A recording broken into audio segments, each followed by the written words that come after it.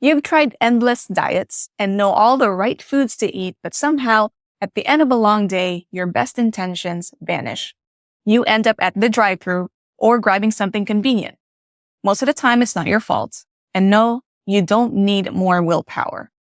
You know the feeling. It's 6 p.m., you just finished a day packed with meetings, your brain is fried, and suddenly you're standing in front of your open fridge staring blankly at what's in it. You'll eat whatever requires the least effort. That decision moment when your willpower is at its lowest is exactly when your environment matters most. I've been there too.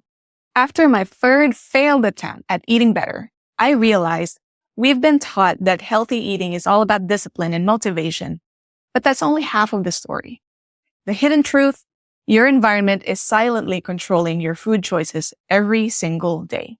This is what experts call choice architecture. It is the way that choices are presented to you that are silently guiding your decisions. It's the secret weapon for making healthier choices without relying on willpower or restriction. Here's a real-world example.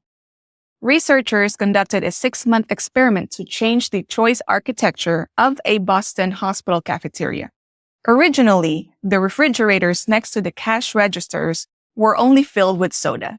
They started putting water bottles in the cafeteria fridges and food areas. The soda was still there, but more people started picking water. Soda sales dropped by 11.4% and water sales went up by 25.8% in just 3 months. They did something similar with the food and it worked too, all without saying a word to anyone. Think about that for a second. These were healthcare workers. People who absolutely know the difference between healthy and unhealthy choices. No one had to educate them. No one had to motivate them. They simply responded to what was in front of them. And if it works for stressed out hospital staff, imagine what it could do for you. What you see is what you eat. If I have a jar of candy on my desk or a box of donuts on my kitchen counter, I will more likely pick and eat those treats mindlessly even when I'm not hungry. The opposite is also true. When healthy options are visible and accessible, we naturally gravitate toward them. This explains why you can resist temptation all day but cave when you see chips sitting on the counter. It's not a failure of willpower. It's your brain responding to what's directly in your visual field when you're already depleted. Have you ever wondered why you can be so good all day, then completely lose control in the evening? Your brain is exhausted from making decisions all day, and by dinner time, you'll have what psychologists call decision fatigue, and your brain will take the path of least resistance.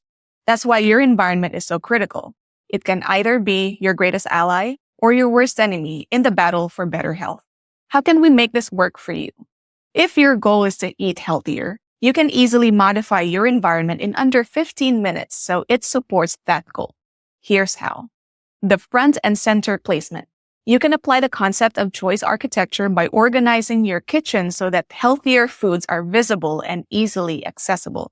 Place fruits, vegetables, and whole grains at eye level in your pantry and refrigerator. Put a fruit bowl on your counter instead of a cookie jar. Try this tonight. Before bed, place a healthy breakfast option in front and center of your fridge or counter, and your morning self will thank you. The next tip is to pre-prep. Wash and cut vegetables as soon as you get home from grocery shopping. Store them in clear containers at eye level in your fridge.